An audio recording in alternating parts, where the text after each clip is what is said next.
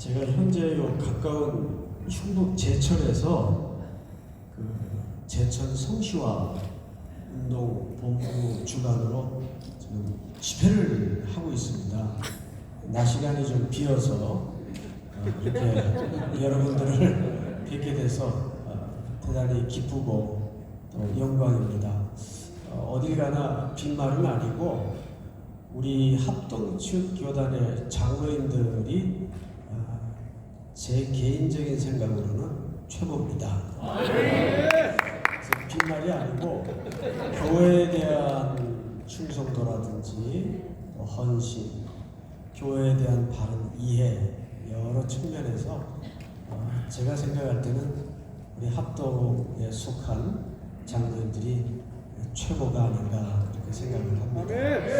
자, 그러면 이렇게 처음에 좋은 말로 시작할 때는 그 다음 말이 별로 좀 끝까지 좋은 일은 없겠죠?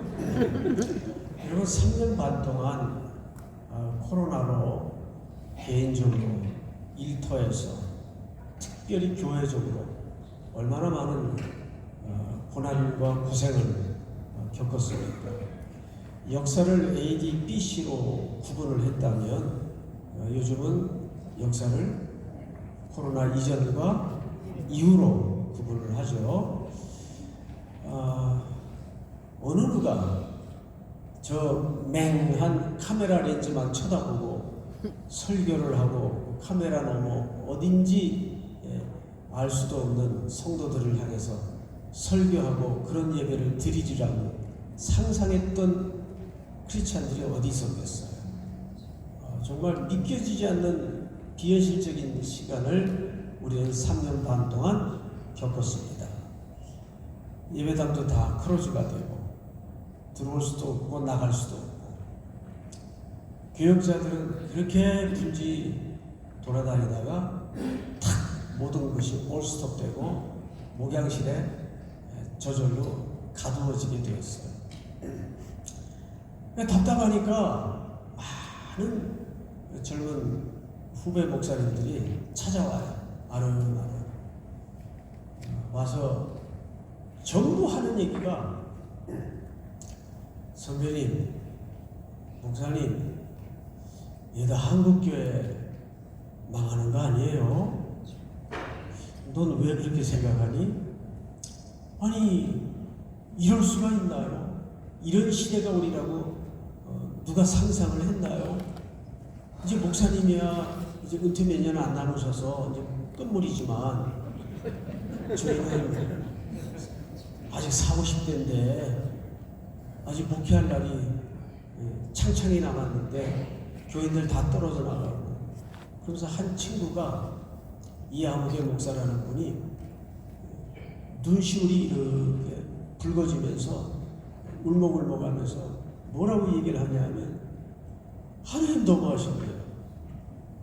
10년 전에 있는 돈 없는 돈 빡빡 긁어가지고 겨우 상가 건물 월세로 하나 얻어서 10년 동안 죽을 똥 살 똥 목숨 걸고 목회를 했는데 이제 겨우 교회가 자립할 만큼 한 4, 50명 교인들이 모이기 시작했는데 코로나가 탁 터진 거예요. 선배님, 저 3개월째 지금 월세도 못 내고 다음 달 못 내면 방 빼라 그래요.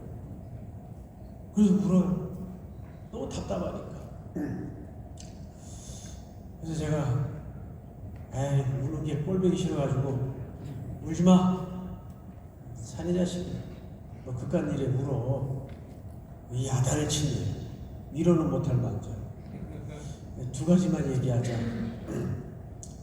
너는 한국교회가 위기라고 생각하니?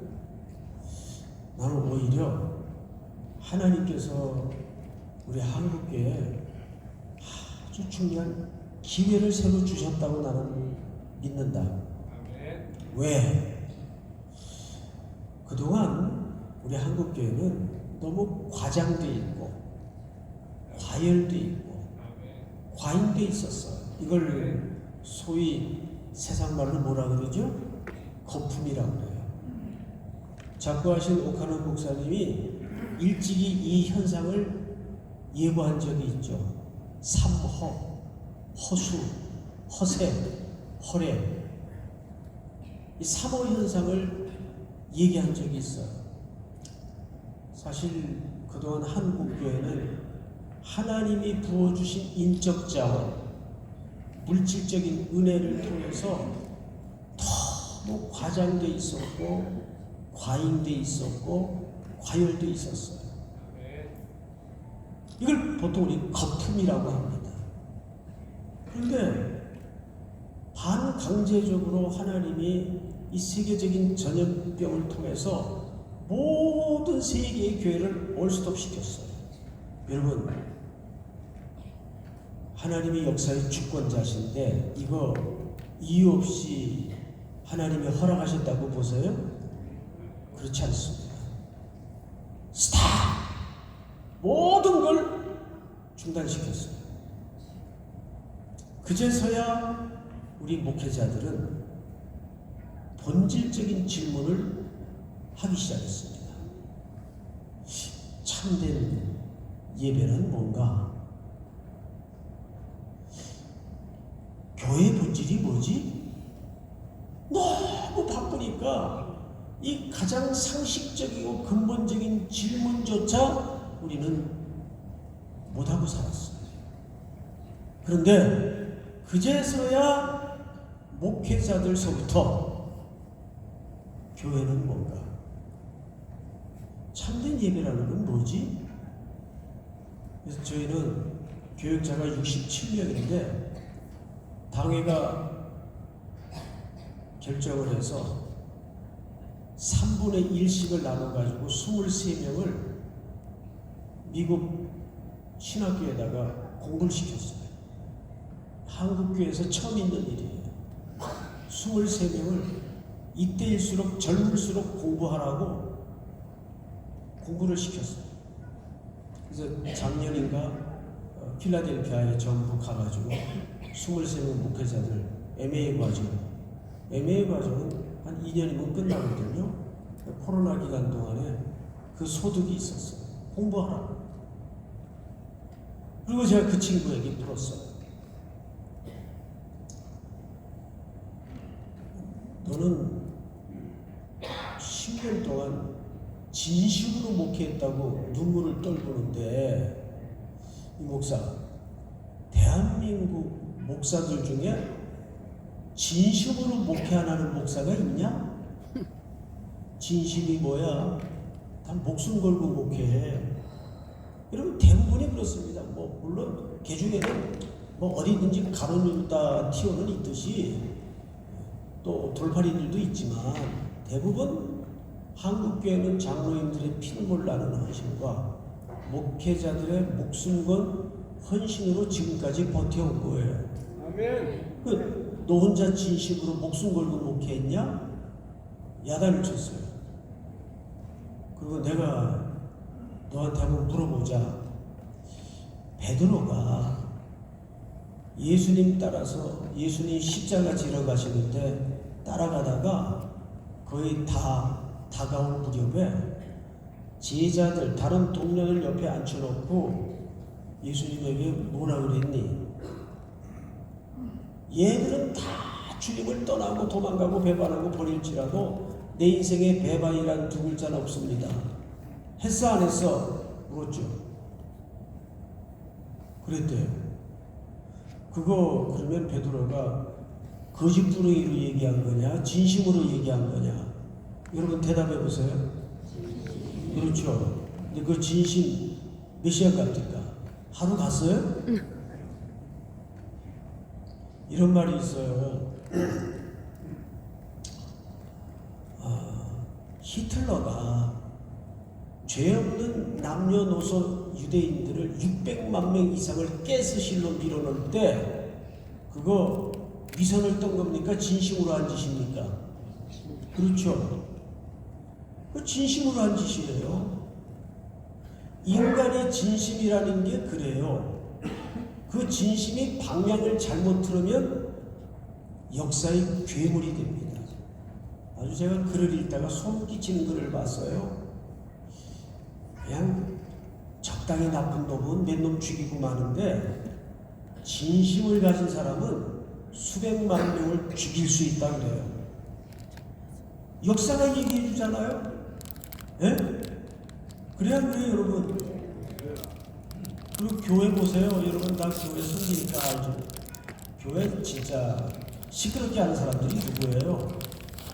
진심 없는 사람은 그냥 신경도 안 써요. 교회가 뭐 어디로 가든. 되게 교회 시끄럽게 하는 사람들이 진심을 가진 사람들이 시끄럽게 만들어요. 아니면 아니라고 생각해 보세요.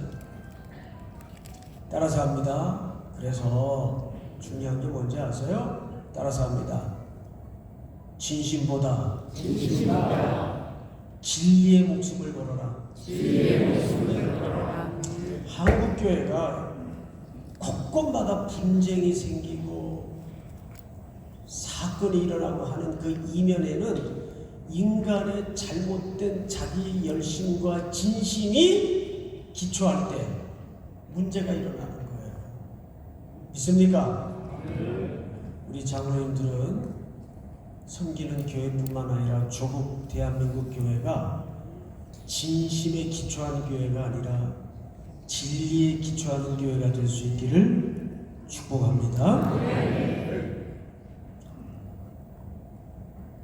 대한민국 교회는 그거 외에는 소망이 없어요.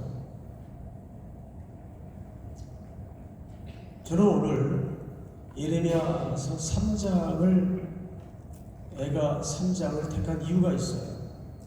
이 본문이 코로나 기간 내내 저를 버티게 만들었어요. 이 본문을 다시 한번 읽어드릴 테니까 눈으로 보고 귀로 한번 들어보시기 바랍니다. 여호와의 인자와 긍휼이 무궁하심으로 우리가 진멸되지 아니함이니이다. 이것들이 아침마다 새로우니 주의 뭐가 크도소이다? 주의 성실하심이 크시도소이다. 자, 여러분 앞을 보시기 바랍니다. 신앙생활의 목적은 잘 들으셔야 돼요. 신앙생활의 목적은 거룩입니까? 행복입니까? 거룩입니다. 20세기에는 존 스타트를 읽고 21세기에는 로안 윌리엄스를 읽으라는 신학계에서 회자되는 이야기가 있어요. 이 이야기는 로안 윌리엄스의 글에 나오는 이야기입니다. 대부분의 교회들이 성도들의 신앙을 어떻게 망가뜨리고 약화시키냐 하면 신앙생활의 목적을 행복에 잡아요. 그 타켓을 잘못 잡은 겁니다.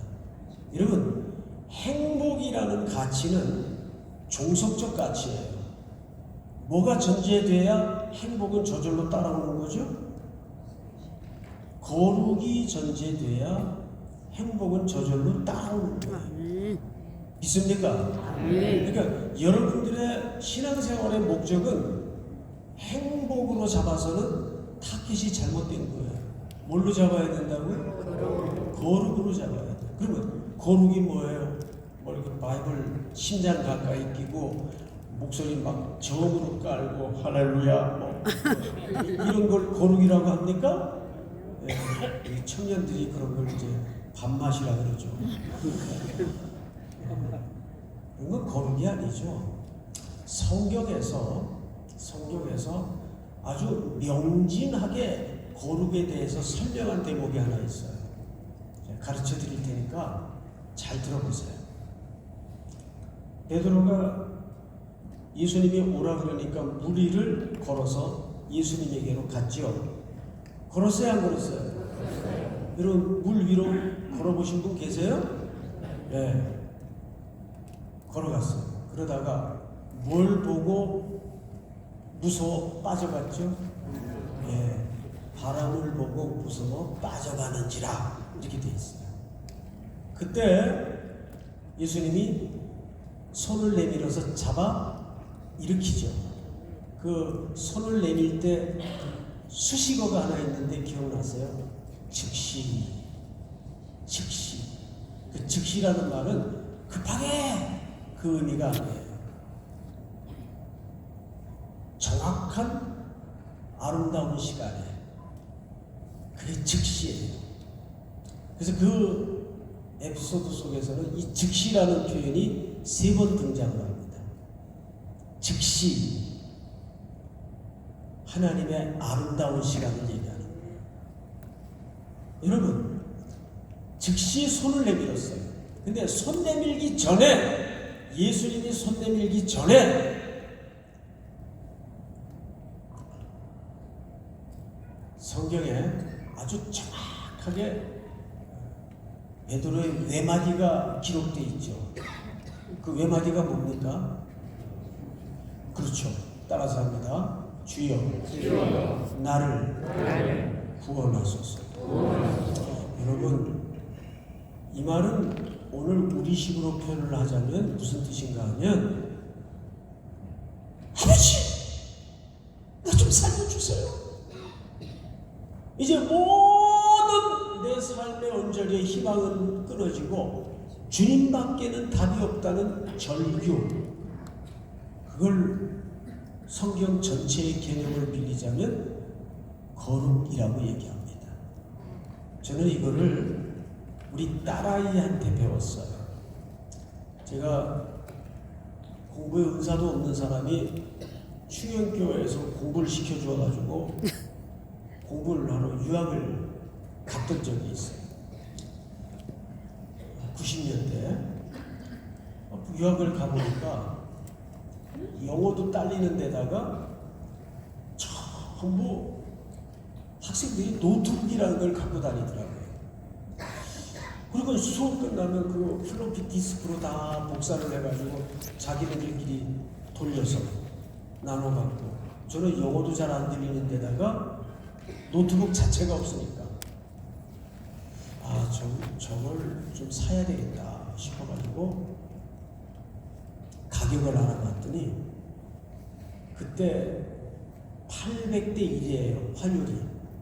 그러니까 우리나라 돈으로 600만 원을 하는 거예요. 우리나라는 노트북도 없을 때고 그걸 어떻게 삽니까? 그래서 할 수 없이 공부는 해야 되겠고, 그래서 조금씩 돈을 모은 데다가 그걸로 택도 안 되죠. 처갓집 장학금을 좀 얻어서 노트북을 샀어요. 그걸 차에다가 싣고 학교 가서 공부 끝나면 또 차에다가 싣고 이제 집에 와서 이제 한 학기 남겨놨어요. 그때 백업 개념이 없어가지고 그냥 전부 수업 내용과 논문 자료를 노트북에 다 때려 넣었습니다. 그럼 망가지면 큰일 나는 거예요. 이 뚜껑을 열어놓고 또그닥또그닥 논문 자료 준비를 하다가 화장실이 급해서 잠깐 화장실을 갔다 온 사이에 그때 애기였던 제 딸내미가 의자를 밟고 책상에 기어 올라가가지고 노트북 위에 앉아서 시원하게 쌌어요. 네? 정말 순식간에 화장실 갔다 오는데 큰 거 본 것도 아니고 소변 보고 나왔는데 시간이 뭐 얼마나 걸렸겠어요. 하늘이 노래지는 거예요. 네? 2년 동안 4학기 공부한 내용이 거기 다 들어가 있는데 논문 자료도 다 들어가 있고, 그래서 얼른 애를 카펫에 내려놓고 노트북을 이렇게 거꾸로 들어봤더니 물이 오줌 물. 그 얼마나 그 전자부품이 센시티브합니까? 그래서 버튼을 얼른 눌렀더니 벌써 블랙아웃 됐어요. 끝난 거예요. 세상에, 저는 그때 그 충격이 지금도 성취돼요. 그래서 아빠가 갑자기 표정이 이상하니까 제가 지금도 딸 봐보는데 애가 이렇게 놀래가지고 쳐다보고 있어요. 그래서 걔를 보고 마주 앉아가지고 막 소리를 질렀어요. 너에게 뭐가 들어있는지 알아? 이게 얼마짜리인지 알아? 제가 어떻게 하냐? 그러더니 아기가 얼굴이 시룩해지더니 애기들 울기 전에 왜 이마 빨개지는 거 있죠? 이마가 빨개져요. 터지기 얘 놀래가지고 터지기 일보 직전이에요. 얼굴이 시룩시룩하더니 왕 터졌어요. 그런데 그 다음 행동에 제가 깜짝 놀랐어요. 왕 터지더니 아파 그러면서 이 가시나가 제 품 안으로 확 달려들어요. 예? 아파 그러면서. 그래서 제가 이게 집이야! 그랬겠어요? 제가 그랬겠어요? 그제서야 내가 정신이 돌아와가지고 흥분을 가라앉히고 아이고 놀랬지 울지 마 됐어 괜찮아 울렸지 달랬어요. 그러고 나서 그 일들이 계속 제 잔상에 어떻게 남냐 하면 야 이거 봐라 얘는 뭘 확실히 아는 아이죠. 절대 자기가 지금 무슨 짓을 했는지는 잘 모르겠지만 아빠가 나를 떠밀어내지 않는다는 것을 몸으로 알았어요. 그러니까 아파! 하고 제 품으로 달려들더라고요. 여러분 이게 거룩이에요. 레위기서 전체 주제가 뭐예요? 내가 너희에게 원문은 어떻게 되어 있는가 하면 내가 너희에게 거룩하니 너희도 내게 거룩하라 그랬어요. 이거는 상태 개념입니까? 관계 개념입니까? 이건 관계 개념이에요. 거룩은 어떤 상황에서도 어떤 형편에서도 아버지 품으로 뛰어들 수 있는 자세와 고백과 태도를 얘기하는 겁니다. 믿습니까?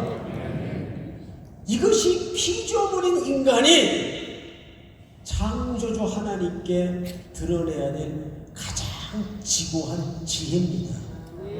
믿습니까? 이게 최고의 피조물의 지혜예요. 그러니까 내가 너희에게 거룩하다는 말은 무슨 뜻인가 하면 나 너밖에 몰라. 자, 그걸 예수님을 통해서 어디에서 증명하셨죠? 십자가. 독생자 아드님을 내 죄를 대속하기 위해서 십자가에 죄값을 지불하시더라. 그 이상 우리를 사랑하시는 것에 대해서 증명하실 방법이 있나요? 없어요. 십자가. 난 네게 다 주었다. 나는 그래서 너밖에 몰라. 그러니까 너도 누구밖에 몰라야 돼. 너도 나밖에 몰라야 돼. 여러분 구약에 가면은 이사야서라든지 아모스서에 안식일 규정이 나와요. 그럼 안식일 규정이 어떻습니까? 안식일 날에는 이것도 하지 말고 저것도 하지 말고 이건 해서는 안 되고 전부 이런 식이에요. 부정적인 언어로 이것도 하지 말고 저것도 하지 말고 이건 해서는 안 되고. 여러분 그거를 문법적으로 문자적으로 이해해서는 안 됩니다. 그거를 문학적으로 문예적으로 이해를 해야 돼요. 그건 딱 한마디로 무슨 뜻인가 하면 그날만이라도 나만 바라봐 뜻이에요. 나만 바라봐. 그러니까 성경은 그런 독조한 해석하듯이 그렇게 해석해서는 안 돼요. 그 문자를 넘어 문자 속에 담아진 표현한 누구의 마음, 누구의 표정을 읽을 줄 알아야 될까요? 하나님의 마음, 하나님의 표정을 읽을 줄 알아야 돼요. 근데 우리는 그걸 자꾸 따지듯이 이거 하지 말라 그랬는데 왜 써?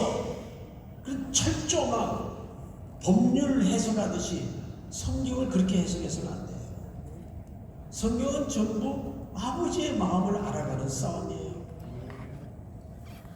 여호와의 자비와 긍휼이 무궁하심으로 우리가 진멸되지 아니함이니이다. 이것이 아침마다 어째요? 새로워요. 여러분 저는 여기서 눈물이 나는 거예요. 나 같은 지렁이 같은 야곱만도 못한 죄덩어리를 뭐가 이쁘다고 우리를 향한 사랑이 아침마다 새롭대요. 아무리 서로 의가 좋은 부부래도 몇십 년 살면 지루하기도 하고 실증도 나고 상식적으로 그런 법 아니에요. 그런데 하나님이 나를 향하신 사랑은 아침마다 새롭대요. 한국교회가 위기라고요? 아닙니다. 위기를 주신 게 아니라 이제야말로 한국교회가 마지막으로 하나님 앞에 돌아올 수 있는 뭘 주신 거예요? 기회를 주신 거예요. 그러면서 우리 교육자들하고 스타디를 했어요. 책을 몇 권 정해서 스타디를 했어요. 그리고 모든 하늘길이 육지길이 막혔지만 온라인으로 계속 선교를 했어요. 온라인으로 기도하고. 그러니까 어떤 뜻밖의 열매가 나타났는가 하면 험해서 위험해서 갈 수 없는 곳에 기계만 갖다가 보내면 수시로 화상으로 신학교도 만들고 전도를 할 수 있고 선교가 가능해지더라고요. 그래서 대만, 일본, 인도, 미얀마 쉽게 접근하기 어려운 험지, 위험한 곳에 3년 반 동안 계속 선교를 쉬지 않았어요.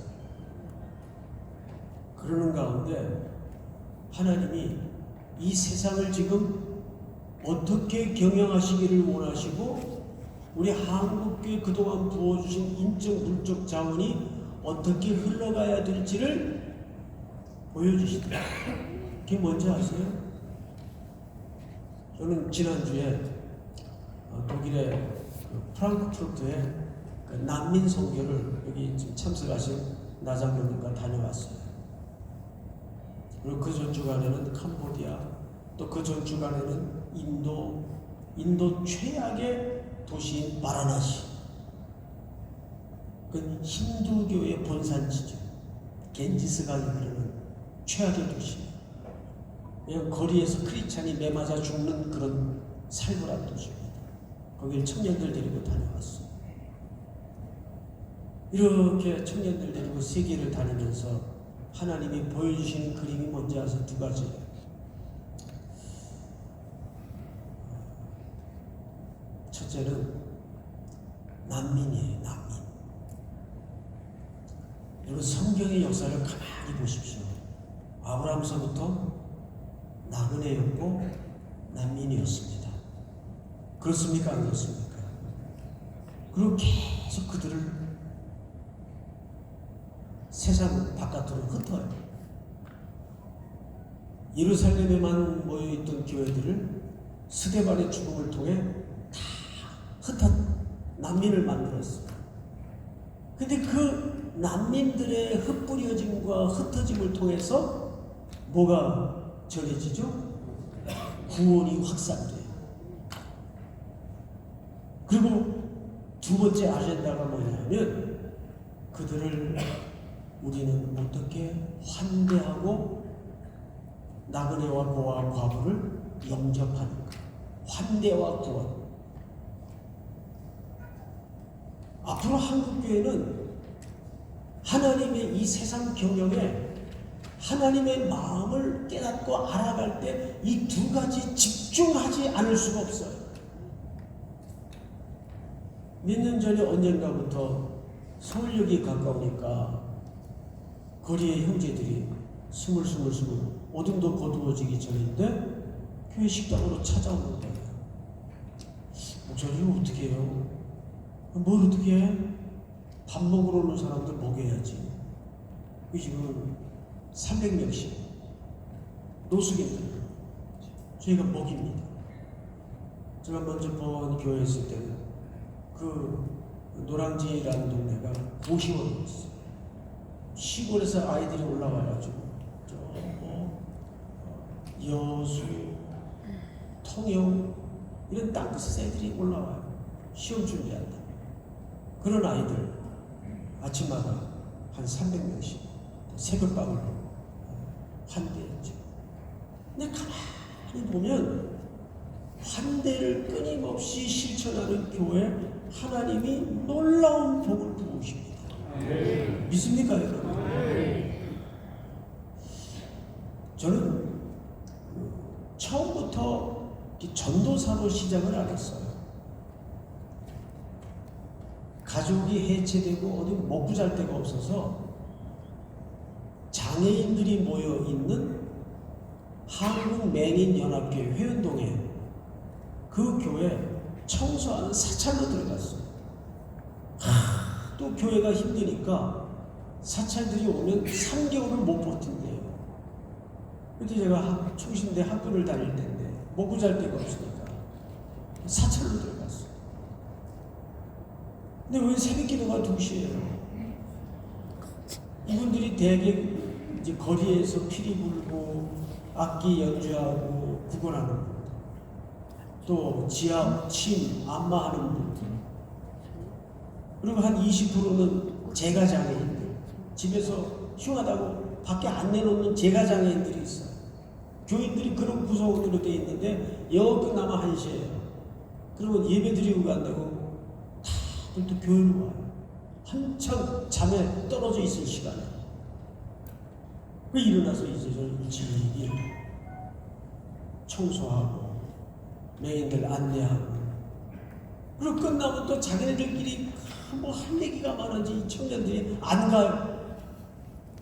그 저는 이제 교인들 갈 때까지 졸아가면서 벽에 기대가지고 앉아서 잠도 못 자고 버티는 거예요. 동입구역에 터오면 이제 돌아갑니다. 버스 정류장까지 또는 택시 정류장까지 안내해주고, 그리고 정신이 반 나간 상태에서 학교를 가면 바로 수업 시간에 고라 떨어져서 잡니다. 그리고 그때 교회사를 가르쳤던 홍치모 교수님이 야, 쟤 좀 깨워라. 쟤가 왜 이렇게 오면 자냐? 친구들이 야, 저기 메인교회 사찰인데요. 또 설명을 다 해줘요. 그 설명 한번 듣고 나서는 그냥 잘하면 내비두라 그러지. 그때부터. 그렇게 13년을 살았어요. 장애인들은. 그때는 그 일들이 내 인생에 무슨 의미인지 잘 몰랐어요. 그리고 내가 무슨 마음에 장애인들에 대한 소명이 있어서도 아니고 그냥 생계 때문에 갈 데가 없어서 그렇게 장애인들과 13년을 버텼는데, 훗날 제가 충일교회로 가게 됐어요. 제가 섬기던 교회 목사님이 일찍 은퇴를 하시는 바람에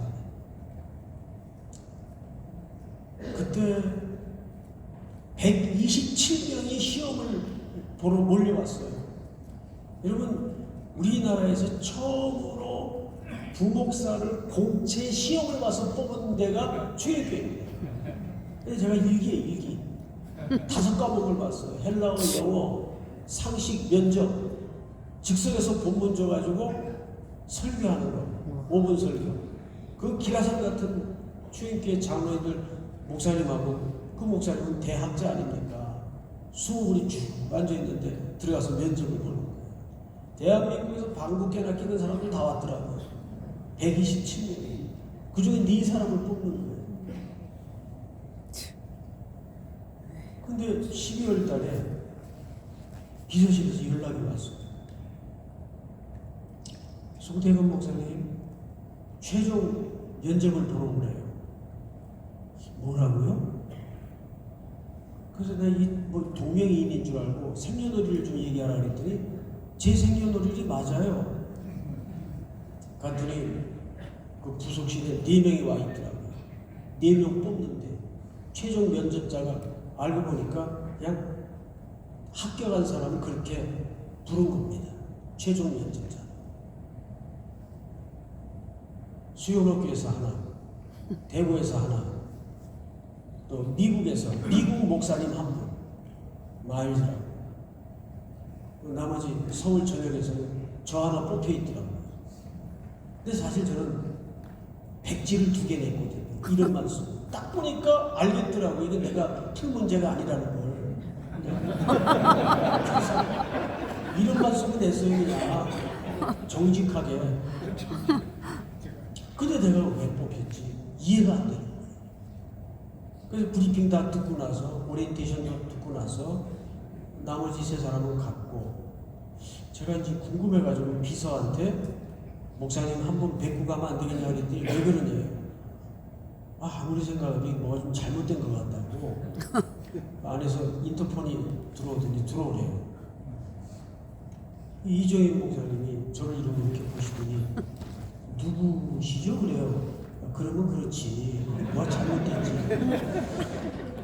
지금 송태근 목사입니다. 송 목사님이시고 왜 남았냐. 이번엔 이제 넷 중에 아직 이름을 못 외우니까 누구시려고 그런 거예요. 제가 사실 5과목 중에 2과목에 이름만 써서 했는데 제가 어떻게 이 합격이 됐는지 궁금해가지고 이 뭐가 잘못된 것 같습니다. 그랬더니 안질레 송 목사님 맞죠? 예. 웃으면서 이력서를 파일을 뽑으시더니 목사님, 제가 대학 총장을 한 사람이에요. 목사도 알고 학자들의 약점, 단점을 제가 잘 압니다. 근데 제가 충영교회 담임 목사로 와서 제일 해보고 싶은 일이 뭔지 아세요? 장애인 사역을 좀 해보고 싶은데 장애인을 학문으로 배운 사람 말고 몸으로 배운 사람을 찾고 있었는데 이력서에 보니까 사찰부터 한 사람이 하나 있더라고요. 근데 보통 사찰 그런 이력을 이력서에 안 쓰잖아요. 근데 저는 그게 부끄럽지 않았어요. 그냥 썼어요 거기다가. 근데 사찰했다고. 그런데 목사님이 이 사람은 그 시험하고 상관없이 뽑아놔라 그랬고. 내가 시험하고 상관없이 뽑혀 있습니다. 그리고 그 교회에서 유학을 보내줘서 공부도 하게 된 거예요. 돌아보면 개인의 인생이든 또는 교회 공동체든 고아와 과부와 나그네를 환대하는 교회는 하나님이 언제나 복을 주세요. 믿습니까? 여호와의 자비와 긍휼이 무궁하심으로 우리가 진멸되지 아니함이니이다. 이것이 아침마다 새롭다. 여러분, 왜 우리가 고아와 과부와 나그네를 구제해야 되는가? 딱 하니까 아닙니다. 이 3종류의 인생은 공통점이 있어요. 이 땅에 기반이 없고 누군가의 도움 없이는 소멸되고 죽을 수밖에 없는 존재들이에요. 구원받지 못했던 과거 우리 모습이죠. 거기 우리 구원의 메시지가 있기 때문에 그래요. 이게 휴머니즘적 차원에서 도덕과 윤리 차원에서 도와주라는 말이 아니에요. 그 구제는 불교가 라이온스 클럽이 하는 구제하고 근본적으로 기초가 달라요. 우리가 그렇게 구제를 함으로써 이웃을 함께함으로써 저희 교회에서 금기어가 하나 있어요. 돕는다는 표현을 절대 못 쓰게 합니다. 어딜 가든지. 여러분, 돕는다는 표현은 사람이 쓰는 표현이 아니에요. 하나님만이 할 수 있는 표현이에요. 우리는 함께한다, 나눈다. 이 2가지 표현만 할 수 있습니다. 그래서 우리가 그들을 함께하고 나눠야 되는 것은 내가 그 자리에 있었다. 근데 내가 오늘 어떻게 그 은혜를 입었는가를 세상의 구제를 통해서 선포하는 선교 행위예요. 복음을 선포하는 행위예요. 믿습니까? 그 뭐라 그래요? 23절에 아침마다 새로우니 주의 뭐가 크시도소이다? 성실이.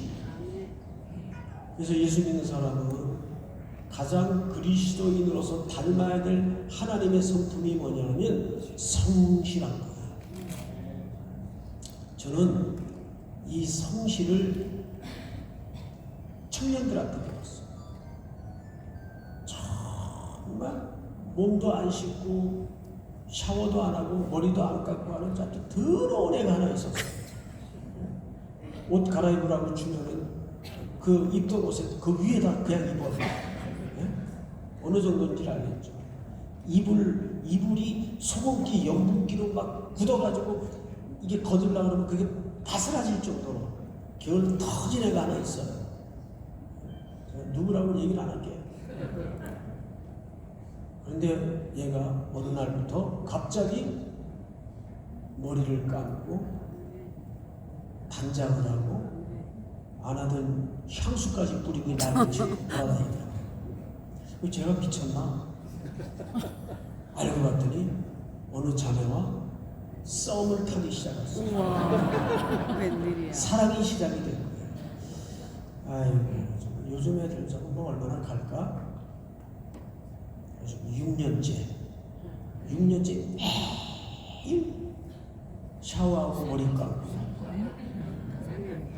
그때 그 아이를 통해서 제가 배웠어요.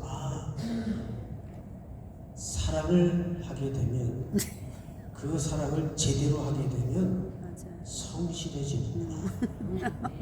이제 인간적인 인내가 아니에요. 할렐루야. 여러분들이 정말 그리스도를 옳게 사랑하게 되면 성실해질 수밖에 없어요. 오늘 이 말씀이 이제 다시 세상 속으로 들어가는 여러분들의 일상의 기적이 될 수 있기를 주의 이름으로 축복합니다.